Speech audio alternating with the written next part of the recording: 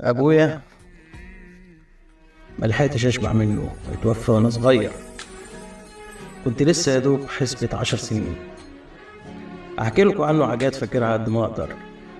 طبعا البركه في امي، ربتني وكبرتني، الله المعين. هو كان طيب حنين قوي عليا، بس انا كنت اخر العنقود. لما كنت بطلب حاجه يجري يجيبها ليا. كل يوم الصبح يريهني من عين الحسود، كان يشيلني فوق كتافه، يلف بيا في كل حته. وحد من صحابه بالصدفه شافه ويقول عليا حبيبي، كأني وحيده مع ان احنا 6. اخويا الكبير 4 بنات وانا الاخير. بس انا كان ليا في قلبه معزه لوحدي. انا معاك كنت بحس ان محدش في الدنيا دي قد. اجري واتنطط واكسر براحتي، وانا سايق فيها الدلع قوي بجحتي.